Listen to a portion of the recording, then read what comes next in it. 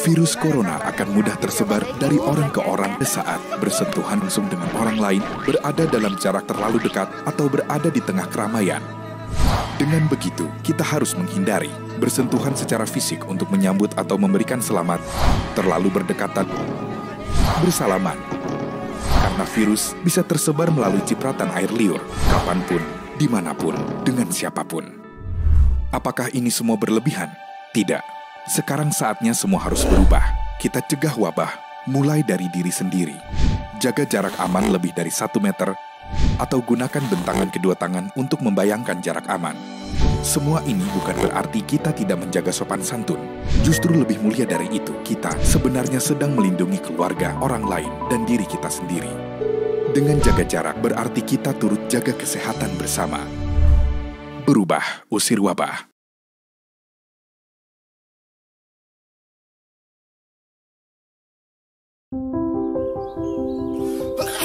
Tanpa disadari, virus dapat menyebar di sekitar kita melalui hal yang dilakukan sehari-hari. Virus tersebut dapat menular secara berantai, mulai dari satu orang ke orang yang lain, lalu ke orang lainnya lagi, hingga dapat menular ke banyak orang. Kita dapat mencegah penyebaran virus. Tutup hidung dan mulut ketika batuk atau bersin. Buang tisu bekas pakai ke tempat sampah tertutup. Cuci tangan pakai sabun sesering mungkin. Semakin banyak yang mencegah, semakin banyak yang terlindungi.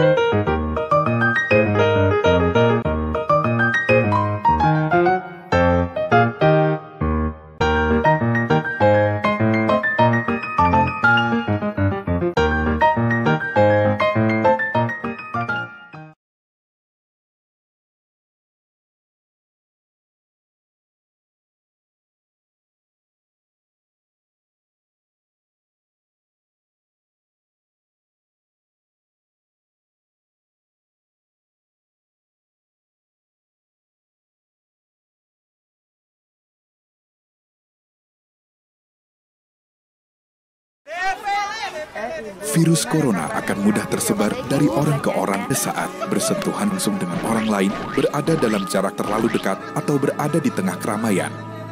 Dengan begitu, kita harus menghindari bersentuhan secara fisik untuk menyambut atau memberikan selamat, terlalu berdekatan, bersalaman, karena virus bisa tersebar melalui cipratan air liur, kapanpun, dimanapun, dengan siapapun. Apakah ini semua berlebihan? Tidak. Sekarang saatnya semua harus berubah. Kita cegah wabah, mulai dari diri sendiri. Jaga jarak aman lebih dari 1 meter, atau gunakan bentangan kedua tangan untuk membayangkan jarak aman. Semua ini bukan berarti kita tidak menjaga sopan santun.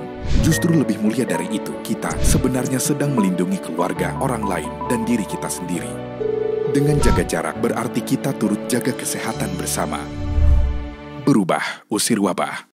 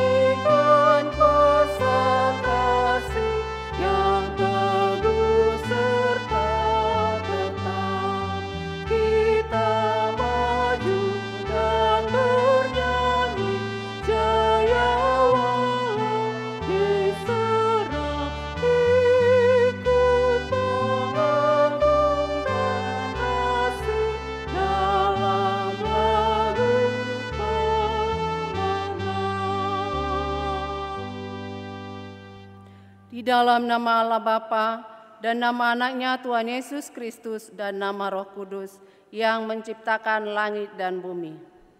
Amin. Allah yang telah mengasihi kita dan yang telah mengutus anaknya sebagai pendamaian bagi dosa-dosa kita. Saudara-saudaraku yang terkasih, jikalau Allah sedemikian mengasihi kita, maka haruslah kita juga saling mengasihi. Haleluya.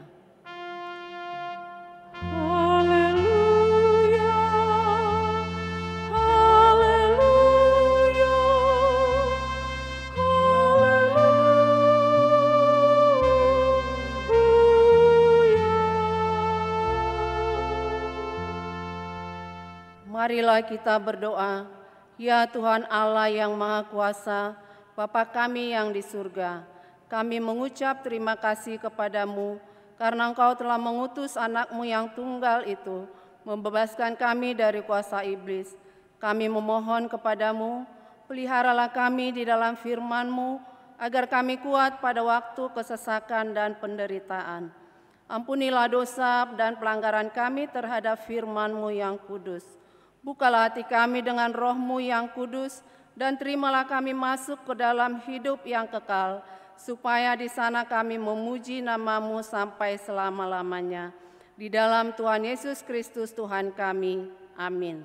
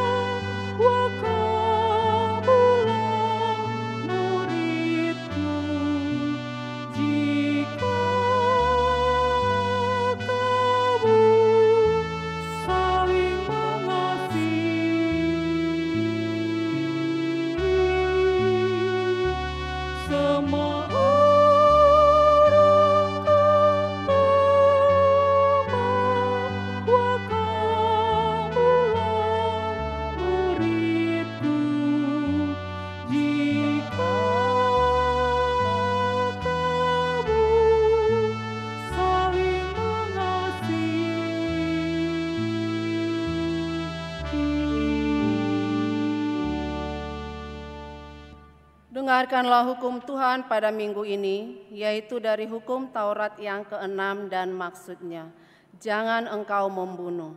Maksudnya adalah kita harus takut serta kasih kepada Allah, sebab itu jangan kita mengancam kehidupan tetangga kita maupun mendatangkan bahaya kepadanya. Melainkan kita harus bersahabat dan membantu kebutuhan hidup mereka. Demikian hukum Tuhan, marilah kita meminta kekuatan kepada Tuhan untuk dapat melakukan yang sesuai dengan hukum-Nya. Ya Tuhan Allah, kuatkanlah kami melakukan yang sesuai dengan hukum-Mu. Amin.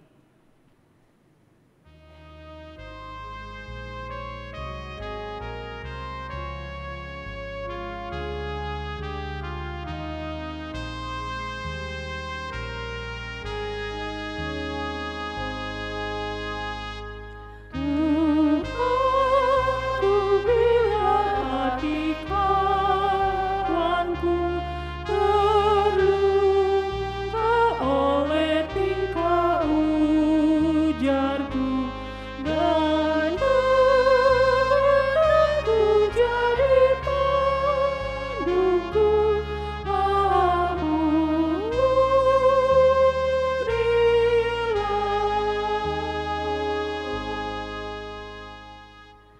Marilah kita merendahkan diri untuk mengaku segala dosa-dosa kita di hadapan Tuhan. Kita berdoa. Ya Tuhan Allah Bapa kami yang Maha Kuasa, kami berseru dan memanggil nama-Mu karena kami susah dan gelisah mengingat segala dosa dan kejahatan kami. Kasihanilah kami orang berdosa ini. Ya Tuhan Yesus Kristus, Engkau telah datang ke dunia menjadi manusia, mati dan bangkit kembali serta naik ke surga untuk membela dan menyelamatkan kami.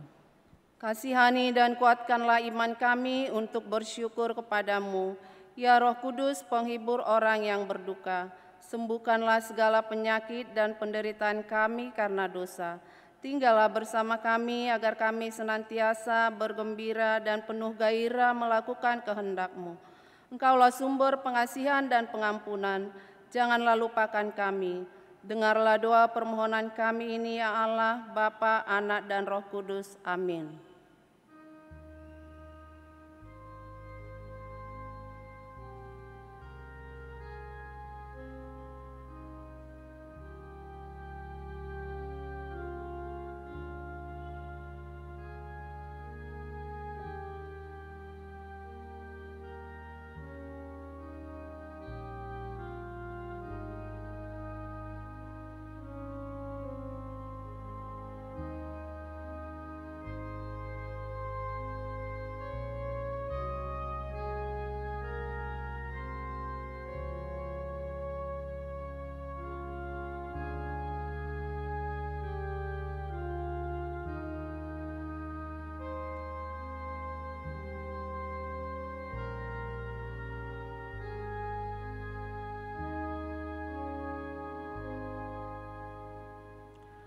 Dengarlah janji Tuhan tentang pengampunan dosa-dosa kita.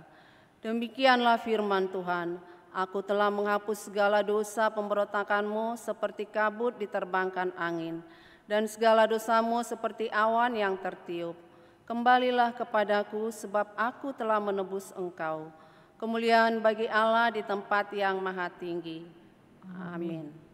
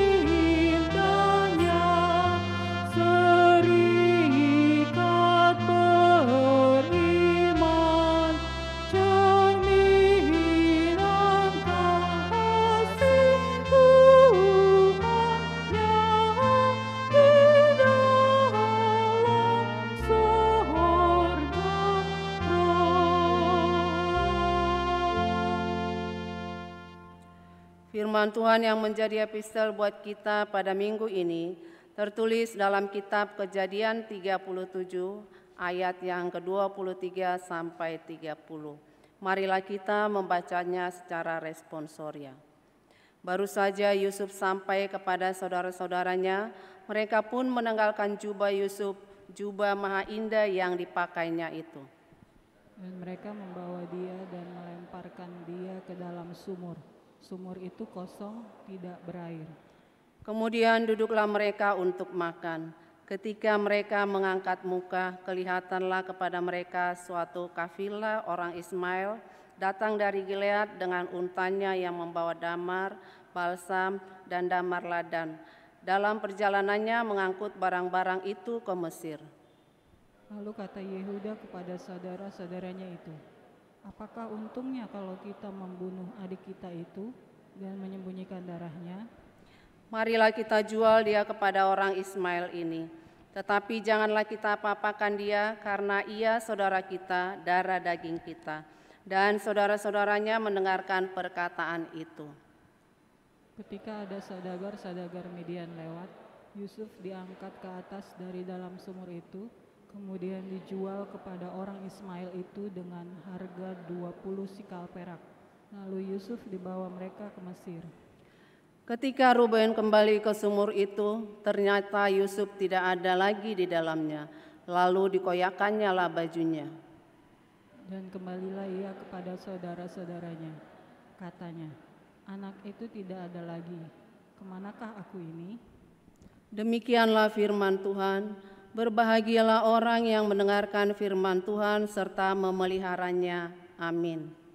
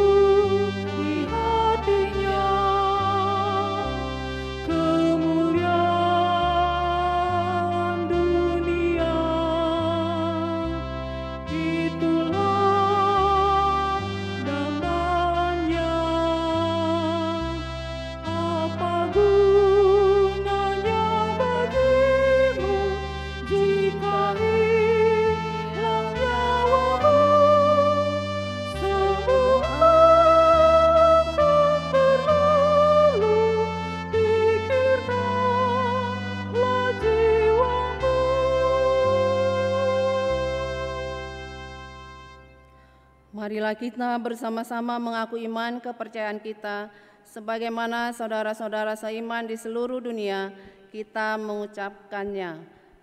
Aku percaya pada Allah, Bapa yang berkuasa, Khalik langit dan bumi. Aku percaya kepada Yesus Kristus, Anak-Nya yang tunggal Tuhan kita, yang dikandung daripada Roh Kudus, lahir dari anak darah Maria, yang menderita sengsara di bawah pemerintahan Pontius Pilatus, disalibkan, mati dan dikuburkan, yang turun ke dalam kerajaan maut. Pada hari yang ketiga, bangkit pula dari antara orang mati, naik ke sorga, duduk di sebelah kanan Allah, Bapa yang Maha Kuasa. Dari sana akan datang kelak untuk menghakimi orang yang hidup dan yang mati. Aku percaya kepada Roh Kudus, dan adanya satu gereja yang kudus dan am, persekutuan orang kudus, pengampunan dosa, kebangkitan daging, dan hidup yang kekal. Amin.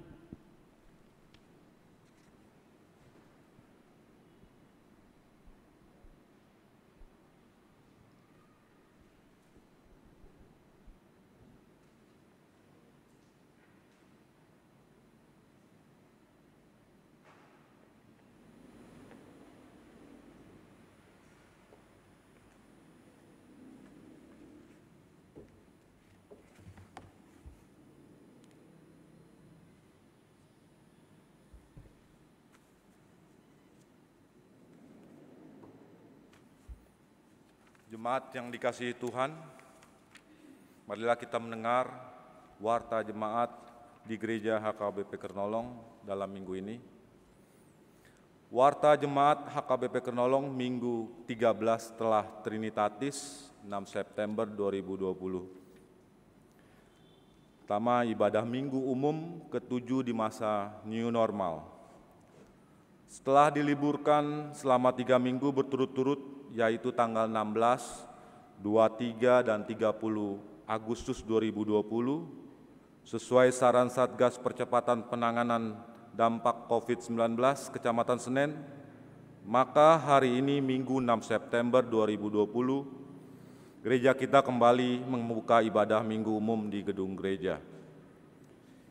Ibadah minggu hari ini adalah yang ketujuh di masa new normal. Ibadah minggu dapat diikuti melalui salah satu dari dua cara berikut.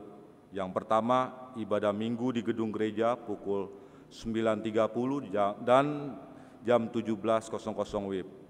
Yang kedua, ibadah minggu di rumah masing-masing dengan mengikuti live streaming atau siaran langsung melalui channel YouTube HKBP Kernolong pada pukul 9.30 WIB.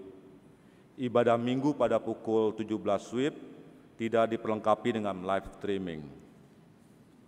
Yang kedua, himbauan dari bendahara jemaat. Setelah pembacaan warta jemaat hari ini, kita akan mendengarkan penjelasan dan himbauan dari bendahara jemaat Sintua Marcos Cosmos Hutasoid tentang kondisi keuangan gereja kita. Demikian diberitahukan, Tuhan Yesus memberkati. Yang ketiga, warga jemaat yang baru. Setelah menjalani pengembalaan sejak 20 Oktober 2019, maka mulai hari ini telah diterima menjadi warga jemaat yang baru, yaitu keluarga Inang Tarida Sinta Valentina Pasaribu Boru Marpaung, beserta dua putrinya yaitu Elizabeth Rap Leonon P. Gorat Boru Pasaribu dan Maria Lagorat Boru Pasaribu, yang datang dari Gereja Bethel Indonesia, Pangkalan Jati, Cinere. Demikian diberitahukan, Tuhan Yesus memberkati.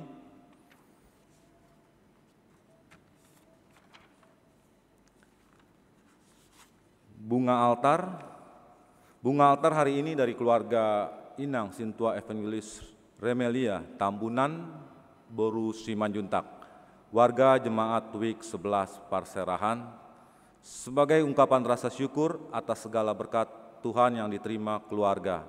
Tuhan Yesus memberkati. Warta tambahan, warta sakit. Yang sakit Inang Nyonya Sibarani Boru Hutapea dari Week 9 dirawat di Rumah Sakit Hermina Kemayoran, ruang HCU lantai 4. Demikianlah warta jemaat kita untuk minggu ini. Bagi warga jemaat yang sakit, Tuhan memberikan kesembuhan. Bagi warga jemaat yang berduka, Tuhan memberikan penghiburan. Bagi warga jemaat yang bersukacita, bersukacitalah di dalam Tuhan. Amin. Oras.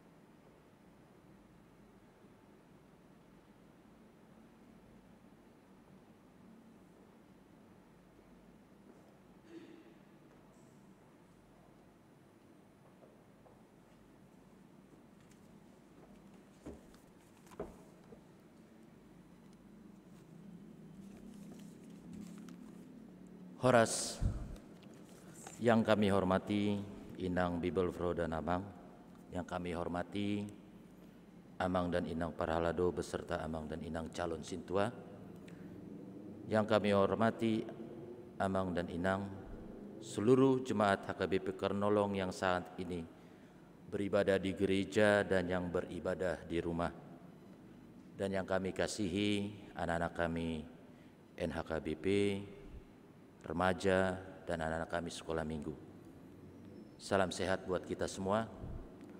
Puji dan syukur kita panjatkan kepada Tuhan Yesus Kristus Raja Gereja atas penyertaannya kepada kita semua, hingga pada saat ini kita bersyukur hari ini gereja kita kembali melaksanakan ibadah di gereja. Sesuai kesepakatan semua parhalado yang dibicarakan melalui sermon parhalado, agar pada ibadah hari ini Bendahara Huria menyampaikan kondisi keuangan gereja. Sebagaimana kita tahu dampak pandemi virus COVID-19 mempengaruhi banyak hal, secara khusus mempengaruhi keuangan gereja. Pada kesempatan ini kami ingin menyampaikan kondisi keuangan gereja, yaitu yang pertama saldo posisi saldo per 31 Januari 2020 sampai dengan 31 Agustus yang sudah terrealisasi dapat kita lihat di slide. Saldo per 31 Januari 727.610.683. Posisi saldo per 31 Agustus 2020 sebesar Rp631.440.115. Maka dapat kita lihat di grafik, kesimpulannya adalah penurunan saldo kita sebesar 13,3%. Pada grafik dapat kita lihat apa-apa saja faktor yang menyebabkan penurunan tersebut. Pada di lingkaran yang sebelah kiri dapat kita lihat bahwa COVID dimulai bulan Maret, kalau tidak salah minggu terakhir. Setelah dari situ sampai dengan Juni, saldo kita menurun. Perlu kami sampaikan bahwa garis yang berwarna biru adalah pemasukan, sedangkan garis yang berwarna merah adalah pengeluaran. Jelas di sini dikatakan bahwa pemasukan di bawah pengeluaran. Pada lingkaran yang kedua di sebelah kanan, ibadah gereja dibuka tanggal 5 Juli. Diketahui dari Juni sampai dengan Juli terlihat saldo kita pemasukannya di atas pengeluaran. Lalu sesuai tadi warta jemaat, ibadah kembali ditutup tanggal 16 Agustus, 23 dan 30 Agustus. Peningkatan saldo di bulan Juni ke Juli kita manfaatkan untuk membayar biaya-biaya tunggakan. Pada kesempatan ini dan melihat kondisi di grafik tersebut, kami yaitu pendeta resort, anggota MPA, dan beberapa anggota Sintua mengadakan rapat untuk membahas keuangan gereja. Dapat kita lanjutkan ke slide berikutnya. Ada dua grafik, sebelah kiri atas dan sebelah kanan atas, tetapi izinkanlah kami membahas untuk tabel yang berwarna biru. Di situ disampaikan adalah hasil rapat yang telah tadi saya sebutkan, membahas pemasukan kita, pengeluaran. Angka ini adalah berupa estimasi pemasukan dari September sampai dengan Desember. Begitu juga pengeluarannya. Nampak jelas di grafik sebelah kiri tetap menghasilkan pemasukan di bawah pengeluaran. Di akhir Desember apabila estimasi ini terjadi, maka dapat kita lihat di grafik yang sebelah kanan, penurunan saldo kita menjadi 461.400.000 rupiah. Adapun angka tersebut masih ada biaya lainnya yang belum kami masukkan, antara lain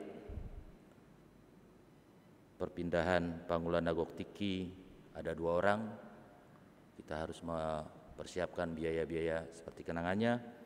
Lalu biaya acara temu pisah Pangulan Nagok Tiki 2 orang. Lalu biaya yang lainnya sesuai SK kantor distrik 8 yang menyatakan memberikan 3 kali gaji kepada Pangulan Nagok Tiki yang pindah. Maka bila ada pergantian Pangulan Nagok Tiki dalam tahun 2020, maka kita masih akan mengeluarkan dana sebesar kurang lebih 100 juta.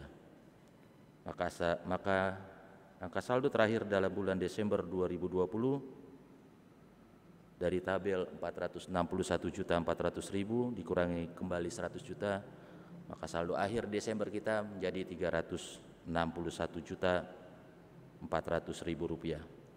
Berarti ada penurunan saldo dari 31 Januari sampai dengan di akhir Desember 2020, penurunan saldo kita kurang lebih 50%. Sedangkan kita juga akan mempersiapkan program anggaran di tahun 2021. Itulah pemaparan dari kami kondisi keuangan gereja. Harapan kami dan himbauan kami agar jemaat sekalian bisa berkontribusi menanggulangi kesulitan ini. Misalnya dengan menitipkan persembahan, iuran tahunan dan iuran sosial, dan lain-lainnya ke Sintuawiknya masing-masing. Atau dapat juga melakukan transfer ke rekening bank gereja yang sudah kami tuliskan di Warta Jemaat. Sekecil apapun persembahan dan kontribusi yang disampaikan warga jemaat adalah sangat bermanfaat untuk pelayanan gereja kita. Semoga Tuhan Yesus memberikan berkat-berkat-Nya kepada kita semua. Demikianlah pemaparan singkat kondisi keuangan gereja kita. Tuhan Yesus memberkati. Horas.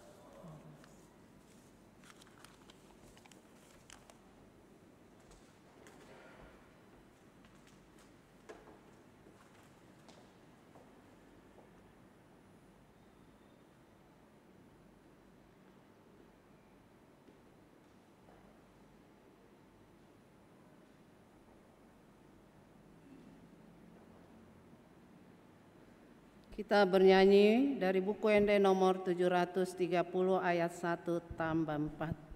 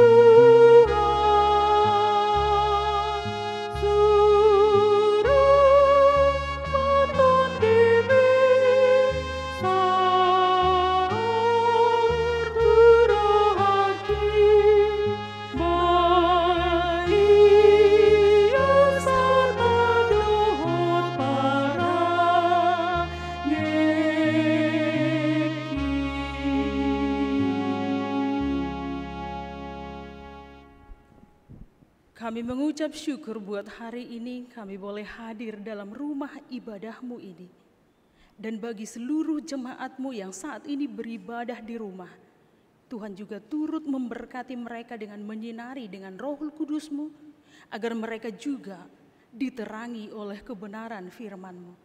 Berfirmanlah Engkau ya Tuhan, sebab kami telah siap untuk mendengarnya. Di dalam nama Yesus Kristus, kami berdoa. Amin.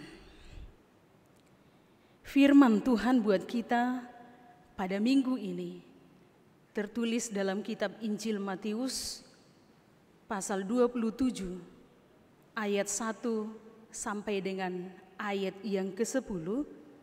Matius pasal 27 ayat 1 sampai dengan ayat yang ke-10. Beginilah firman Tuhan, marilah kita mengikutinya di dalam hati. Ketika hari mulai siang, semua imam kepala dan tua-tua bangsa Yahudi berkumpul dan mengambil keputusan untuk membunuh Yesus. Mereka membelenggu dia, lalu membawanya dan menyerahkannya kepada Pilatus, wali negeri itu. Pada waktu Yudas yang menyerahkan dia melihat bahwa Yesus telah dijatuhi hukuman mati, menyesallah ia. Lalu ia mengembalikan uang yang 30 perak itu kepada imam-imam kepala dan tua-tua, dan berkata, "Aku telah berdosa karena menyerahkan darah orang yang tak bersalah." Tetapi jawab mereka, "Apa urusan kami dengan itu? Itu urusanmu sendiri."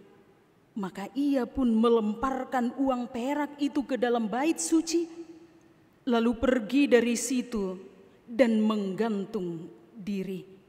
Imam-imam kepala mengambil uang perak itu dan berkata, "Tidak diperbolehkan memasukkan uang ini ke dalam peti persembahan, sebab ini uang darah." Sesudah berunding, mereka membeli dengan uang itu tanah yang disebut tanah tukang priuk untuk dijadikan tempat pekuburan orang asing. Itulah sebabnya tanah itu sampai hari ini disebut tanah darah. Dengan demikian, genaplah firman yang disampaikan oleh Nabi Yeremia. Mereka menerima 30 uang perak, yaitu harga yang ditetapkan untuk seorang menurut penilaian yang berlaku di antara orang Israel, dan mereka memberikan uang itu untuk tanah tukang priuk seperti yang dipesankan Tuhan kepadaku. Demikian firman Tuhan. Saudara-saudara yang dikasihi oleh Tuhan Yesus Kristus, salam sehat buat kita semua yang hadir dalam gereja ini setelah 3 minggu penutupan gereja kita. Dan salam sehat juga buat jemaat kami yang ada di rumah. Tuhan Yesus memberkati. Sekiranya firman Tuhan hari ini boleh menguatkan kita, boleh menjadikan kita menjadi jemaat yang diinginkan oleh Tuhan Yesus. Firman Tuhan saat ini yaitu dari Matius 27 ayat 1 sampai dengan ayat yang ke-10. Berkisah tentang Judas Iskariot yang mengkhianati Yesus. Tentu di dalam hidup ini Bapak Ibu sekalian, kita semua pasti senang dan pasti menginginkan kita punya teman yang setia, punya sahabat yang setia, punya pacar yang setia, punya istri atau suami yang setia, punya anak yang setia. Kenapa? Karena ketika saudara, sahabat, teman, keluarga adalah setia, maka dia akan menjadi teman curhat kita. Kita pasti akan bercerita kepada dia banyak hal. Apakah tentang rencana dan harapan ke depan? Karena dia setia. Tetapi jika dia tidak setia, bagaimana mungkin kita akan bercerita kepada dia? Bagaimana mungkin kita akan menceritakan hal-hal ke depan jika dia adalah seorang pengkhianat? Maka itu dalam firman Tuhan saat ini, meskipun banyak orang atau manusia sekalipun di dunia ini tidak ada yang setia, tapi percayalah, ada satu pribadi yang setia mengasihi kita, yang setia memperhatikan, bahkan mengangkat setiap beban yang kita hadapi, yaitu Yesus Kristus. Hola Jesus do ali-ali na sumurung. Maka setiap orang dan jemaat Tuhan diajak untuk kembali kepada Yesus. Beritahukanlah, sampaikanlah Bapak Ibu, apa yang menjadi keluh kesah saudara, Sampaikanlah Bapak Ibu apa yang menjadi keinginan saudara.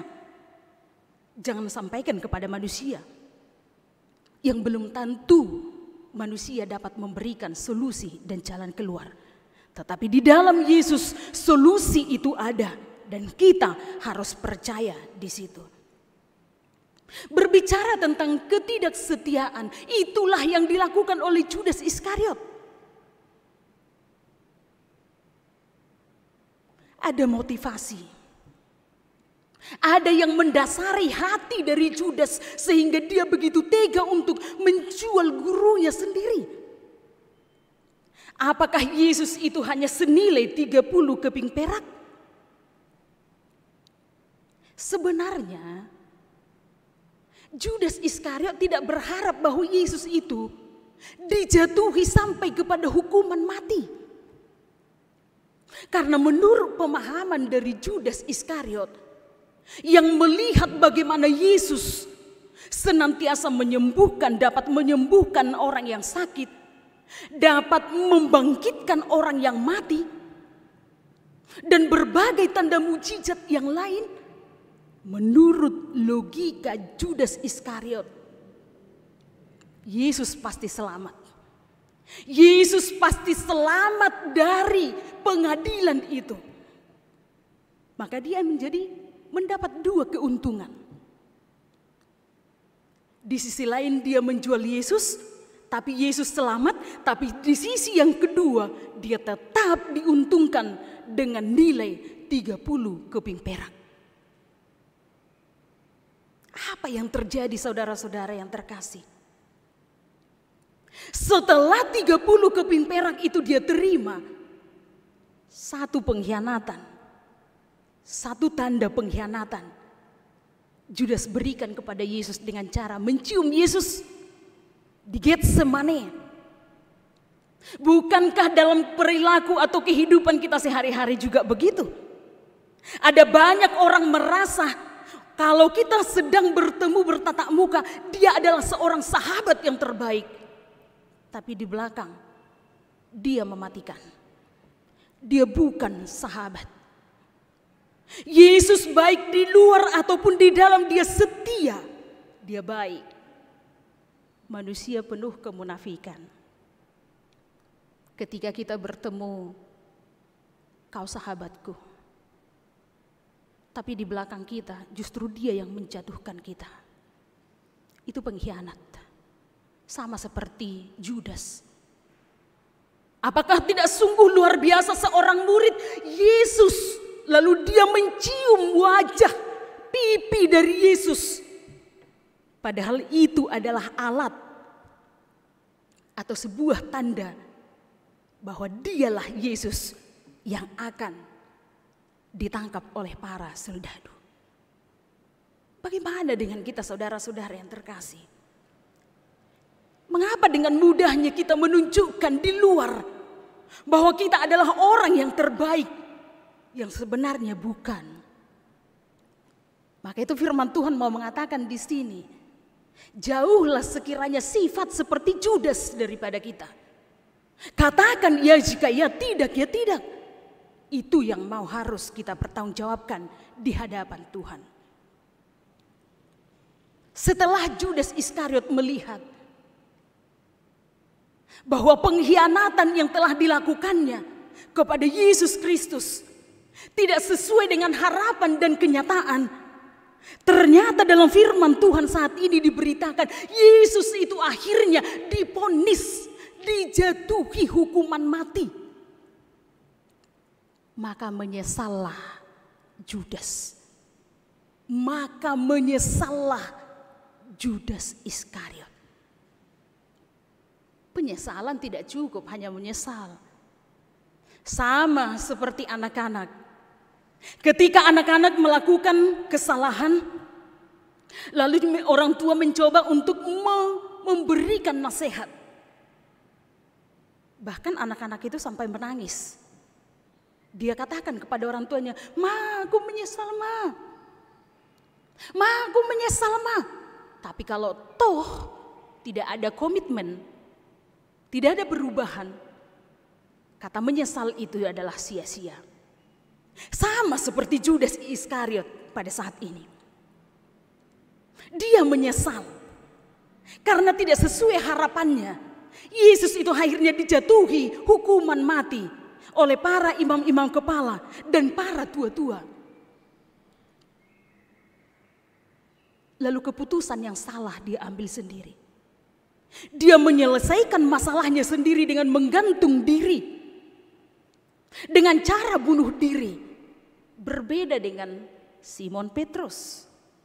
Simon Petrus juga adalah seorang murid Yesus yang mengkhianati Yesus dengan penyangkalan 3 kali.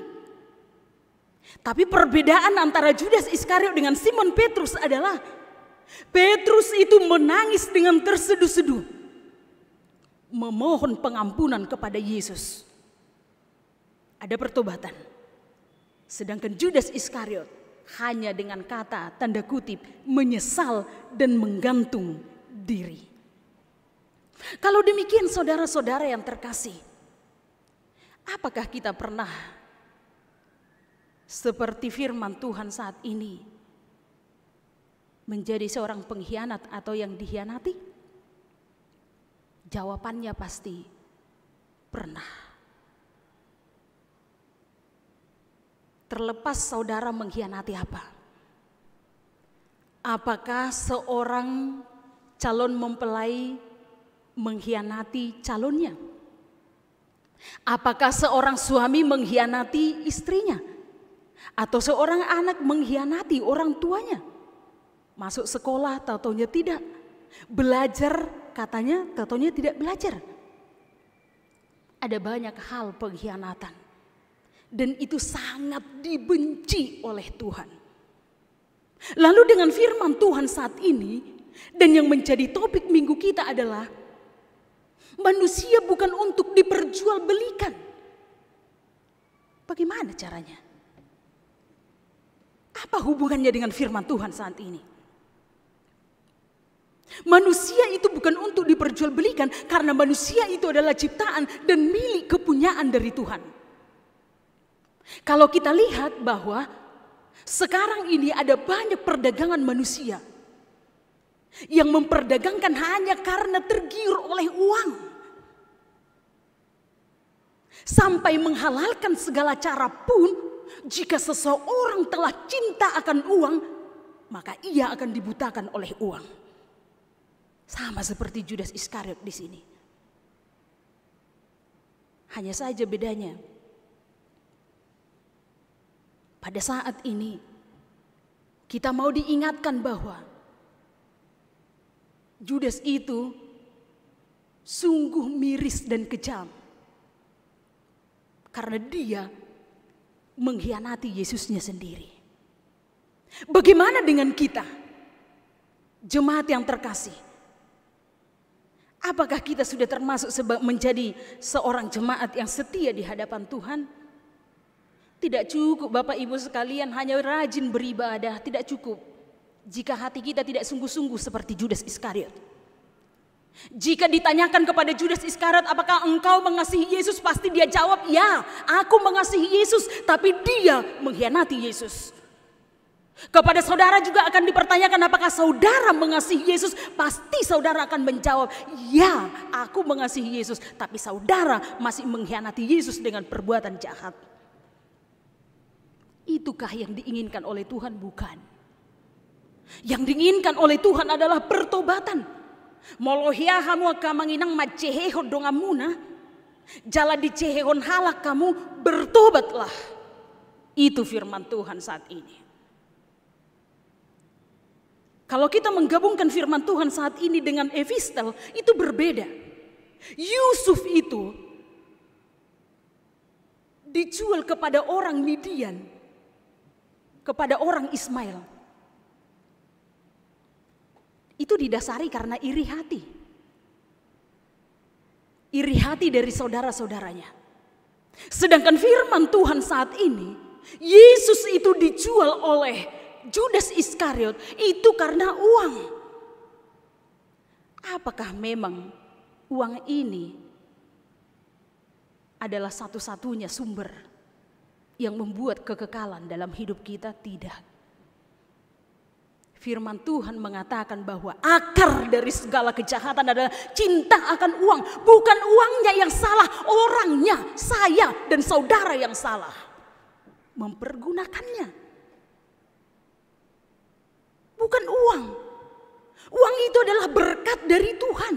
Yang bisa kita pakai untuk menolong orang lain. Yang bisa kita pakai untuk membangkitkan semangat orang yang lemah. Tapi apakah yang menjadi permasalahannya? Cinta akan uang. Seseorang yang mendewakan uang. Yang menyatakan bahwa uang itu adalah sumber segala-galanya. Sumber segala-galanya dalam hidup kita ini adalah Yesus Kristus. Maka berfokuslah kepada Yesus, bukan kepada uang.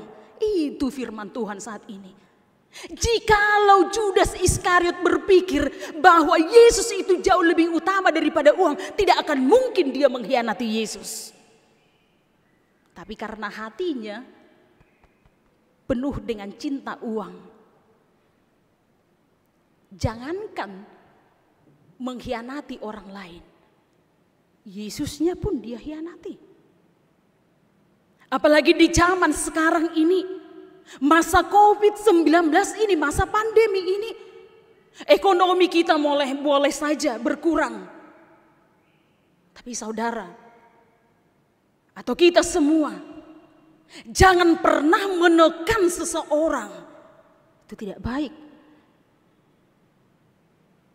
Masa pandemi ini kita diajak bagaimana kita mengasihi, bagaimana kita menghargai orang lain.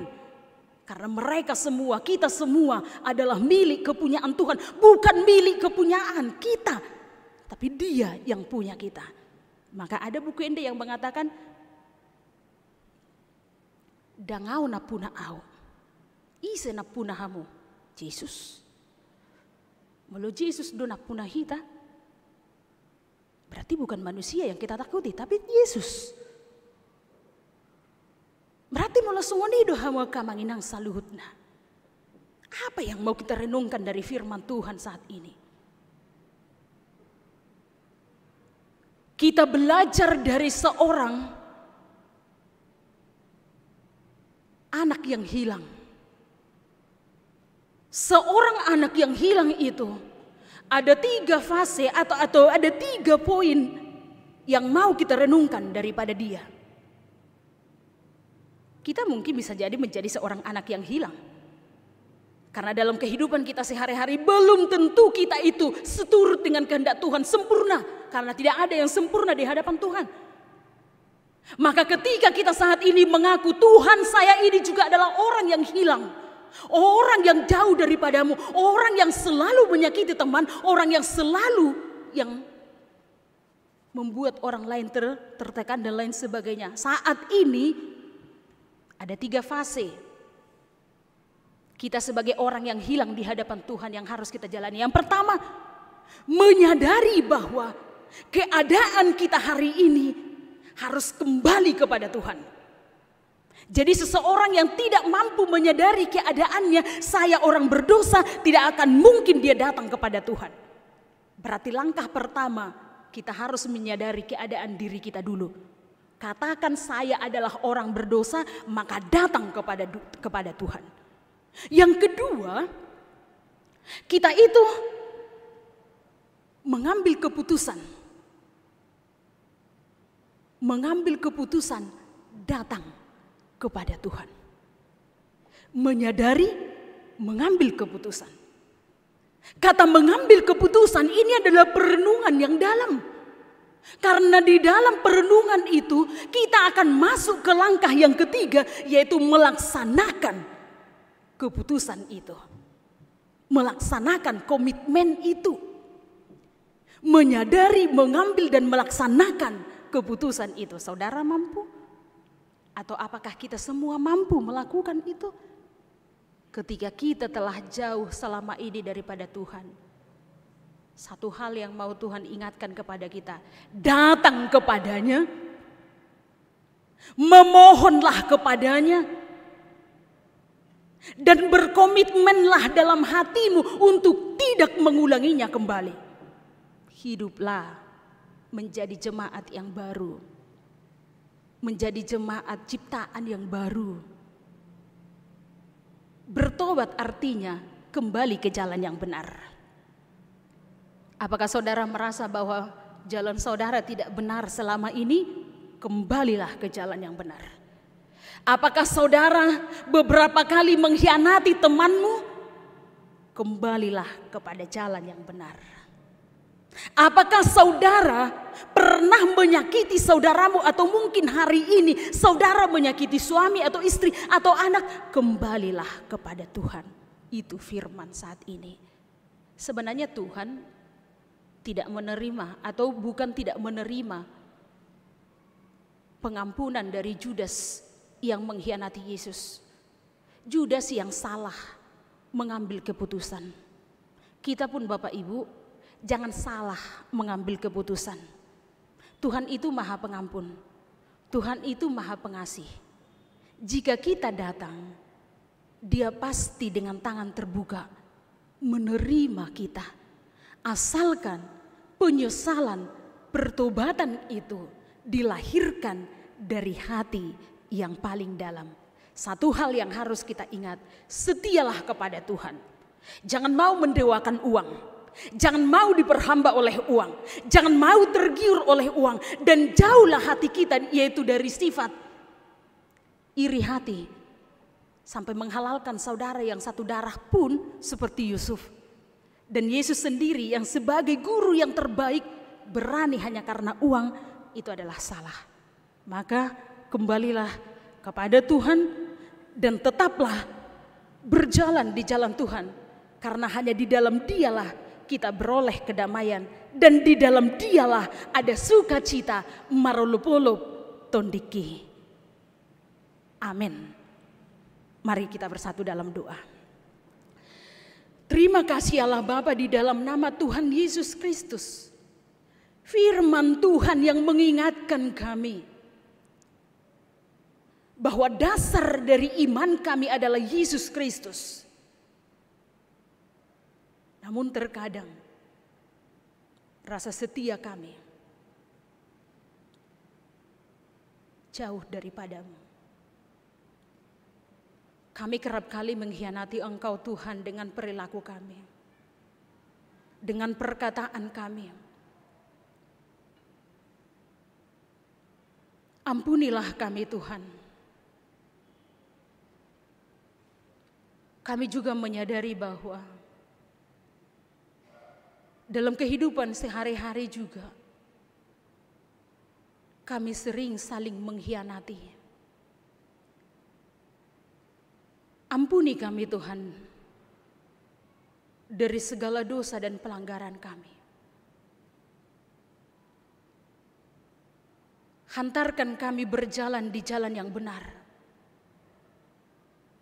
Jauhkan kami dari sifat menghalalkan segala cara, bahkan berniat sampai ingin mencelakakan orang lain, hanya ingin memuaskan hasrat, kepuasan, nafsu pribadi kami masing-masing. Jikalau kami telah menyadari, menyesal, ajarlah kami Tuhan untuk senantiasa bertobat, meninggalkan dan berjalan di jalan Tuhan, dan tidak akan pernah mengulanginya kembali. Hanya itulah gambaran dari seorang yang bertobat, yang telah meninggalkan kejahatannya. Berkatilah seluruh jemaat-Mu dalam setiap usaha pekerjaan mereka, dalam setiap harapan dan cita-cita dari anak putra-putri mereka. Berkati ya Tuhan setiap jemaat-Mu yang saat ini dalam keadaan sakit. Tuhan yang melawat, Tuhan yang menyembuhkan mereka dengan bilur-bilur kasih Tuhan. Karena kami yakin dan kami percaya bahwa di atas kuasa Tuhan, kesembuhan itu pasti akan dinyatakan. Kami juga berdoa Tuhan buat bangsa dan negara kami yang saat ini Tuhan sedang bergumul bagaimana caranya Tuhan supaya negara kami ini jauh atau bebas dari penyakit COVID-19. Kami yakin dan kami percaya bahwa ini semua terjadi atas sepengetahuan Tuhan. Jika sampai hari ini kami harus mengalami hal-hal seperti ini adalah cara Tuhan mengingatkan kami untuk semakin dekat ke hadirat-Mu. Cara Tuhan bagi kami untuk kami ini boleh semakin lebih baik di hadapan-Mu. Beriman teguh dan tidak akan goyah oleh apapun juga. Semua pasti berlalu dan pasti akan indah pada waktunya. Maka itu Tuhan, bagi para medis yang saat ini sedang berjuang Tuhan untuk menyembuhkan semua yang terkapar oleh penyakit COVID-19, dan mereka yang mempunyai hikmat yang daripada-Mu untuk mencarikan obat atau vaksin, Tuhanlah yang berikan hikmat yang luar biasa untuk kami Tuhan boleh terselamatkan di dalam darah Yesus. Terima kasih Tuhan, kami juga berdoa kepada jemaat-Mu yang saat ini Tuhan kami sedang bersama-sama bergumul tentang keuangan gereja-Mu HKBP Kernolong. Hanya Tuhan yang mampu mengetuk hati dan pikiran kami masing-masing untuk rela hati memberikan yang terbaik untuk Tuhan. Untuk rela hati dengan iman yang paling luar biasa memberikan yang terbaik untuk Tuhan, bukan untuk manusia. Maka terpujilah Tuhan, di luar apa yang kami pikirkan hari ini, Tuhan boleh berikan dan nyatakan sesuai dengan kehendak-Mu. Berkati jemaat-Mu Tuhan yang dalam 1 minggu ini memberikan ucapan syukur mereka, pelayan tahun mereka, persembahan mereka. Kasih setia Tuhan yang semakin menambahkan berkat berlimpah kepada mereka. Begitu juga Tuhan jemaat-Mu yang menyumbangkan, yaitu bunga altar pada saat ini, yang memberikan keindahan bagi hati kami yang beribadah dalam gereja-Mu ini. Tuhan juga memberkati. Dan ada banyak hal Tuhan, doa permohonan kami. Namun di atas segala sesuatunya Tuhan jauh lebih tahu apa yang kami cukupkan, apa yang kami pikirkan, dan Tuhan pasti akan mencukupkan kami. Terima kasih Bapa di surga. Inilah doa permohonan kami yang kami alaskan hanya di dalam nama Yesus Kristus. Kami berdoa dan mengucap syukur. Amin. Kita kembali bernyanyi dari PKJ nomor 264 ayat 1 sampai dengan ayat yang ketiga. Sekalian kita mengumpulkan persembahan ke depan, yaitu persembahan 1A, 1B, dan persembahan yang kedua.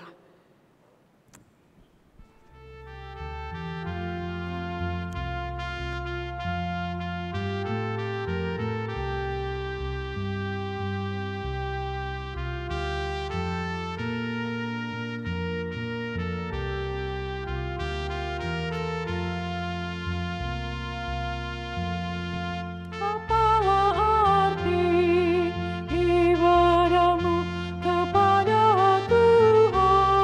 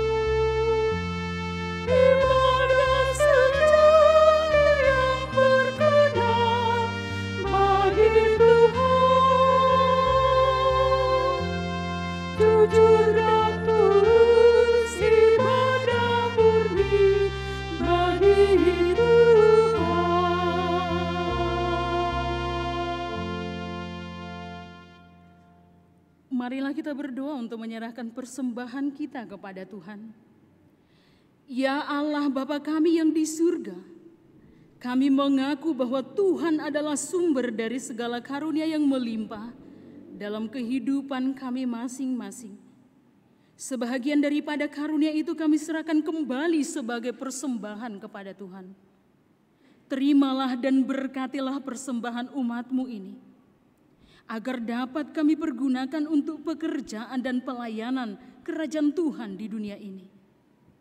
Bukalah hati kami untuk mengenal betapa banyak berkat dan karunia yang kami peroleh dari Tuhan, supaya kami senantiasa bersyukur kepadamu di dalam nama Yesus Kristus Tuhan kami. Amin. Tuhan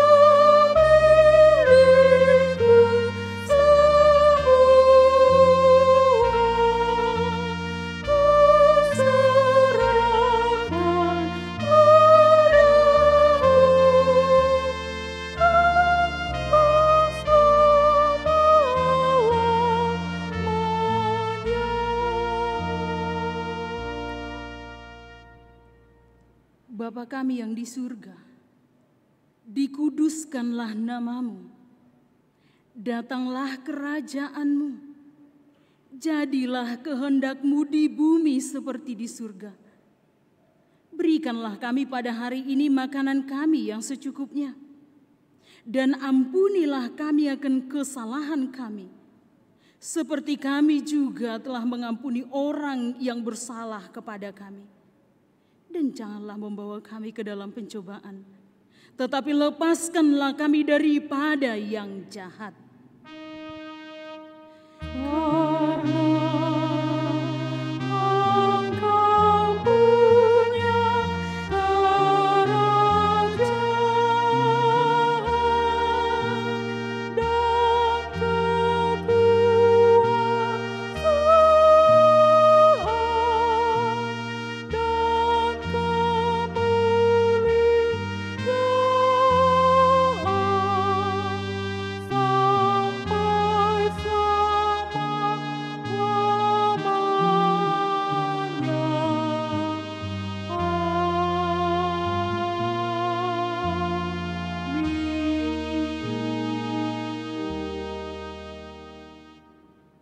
Pulanglah dengan sejahtera dan terimalah berkat Tuhan. Tuhan memberkati kita dan melindungi kita. Tuhan menyinari kita dengan wajah-Nya dan memberi kita kasih karunia. Tuhan menghadapkan wajah-Nya kepada kita dan memberi kita damai sejahtera. Amin.